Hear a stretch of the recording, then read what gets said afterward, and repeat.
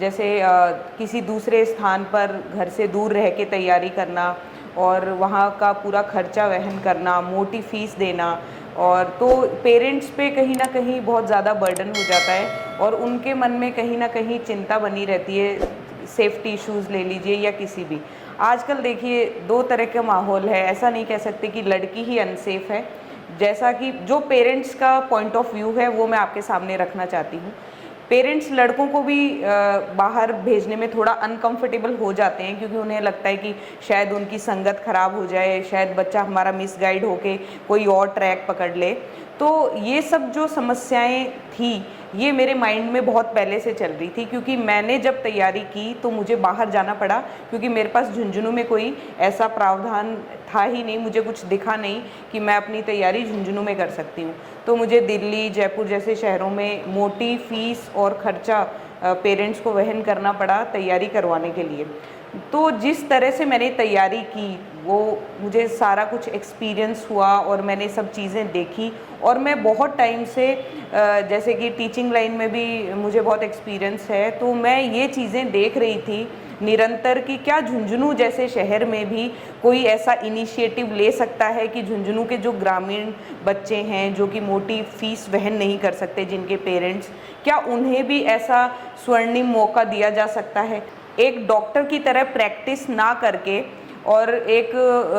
Like administration की तरफ मेरा झुकाव ऐसे रहा कि देखिए डॉक्टर भी सेवा करते हैं और एडमिनिस्ट्रेशन में जो होता है वो भी सेवाएं करते हैं, बट डॉक्टर्स की जो सेवाएं हैं वो भी मैं अप्रिशिएट करती हूँ, लेकिन उनके पास क्या है, वो थोड़ा सा पावर कम है। हम जो चीज़ करना चाहते हैं हमारे पावर लिमिटेड हैं, लेकिन बीइंग एन एडमिनिस्ट्रेटर मैं खुल के और जो मैं चाहती हूँ वहाँ पे मैं जितना चाहूँ उतना किसी हद तक जो जायज़ है वो बदलाव मैं कर सकती हूँ सिस्टम में। टीचर्स भी बहुत अच्छा ही, हर परिवार में एक टीचर, एक डॉक्टर, एक जनरल सी बात कही गई है कि जो एक टीचर और एक डॉक्टर हर फैमिली में थन मिलेगो। तो वो ही है कि अगर हर टीचर और हर डॉक्टर एक फैमिली देश का है तो हर एक फैमिली में एक आरएस भी उसका है, ठीक है। तो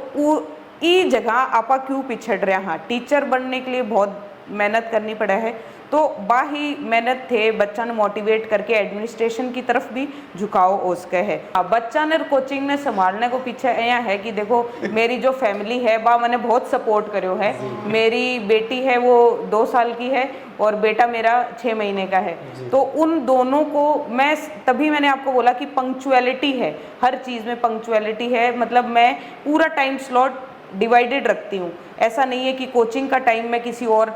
काम में करूँगी, नहीं, बिल्कुल भी नहीं। जैसे जो बच्चे मेरे साथ जुड़े हुए हैं उनके मैं डाउट सेशंस वगैरह भी लेती हूँ, और बच्चों का टाइम जो है वो आफ्टर कोचिंग का है, उसमें मैं फिर और कुछ काम नहीं करती। झुंझुनू का जो भी विद्यार्थी हैं, जो भी पेरेंट्स हैं, पैसों खर्च करनो 1% भी को नहीं हिचकिचाओ, क्योंकि अगर चाहे बिगमैन कत्तो भी अमाउंट हुआ है, लेकिन सब बड़ी जो समस्या मैं जहाँ तक ऑब्जर्व कर पा रहा हूँ वह ये है कि कोई भी कोचिंग आवेगा कुछ सीजनल टाइप में, अगर कोचिंग ही वह मोस्टली अपना झुंझुनू देखने मिले, परमानेंट या रेगुलर जो कोई क्लासेस ही वह अभी तक कौन देखने मिली। तो जो आरएस एकेडमी की आपने शुरुआत में मान रहे हूँ, तो के बिना भी सीजनली माना या फिर लंबा टाइम तक चलना? नहीं सर, देखिए ये बिल्कुल सीजनल तो थे, वो वर्ड बहुत ही गलत यूज़ कर दियो आपने। सीजनल को कोई काम को नहीं, और ना ही मैं कोई लुभावना ऑफर थान दे रही हूँ कि भाई मैं जो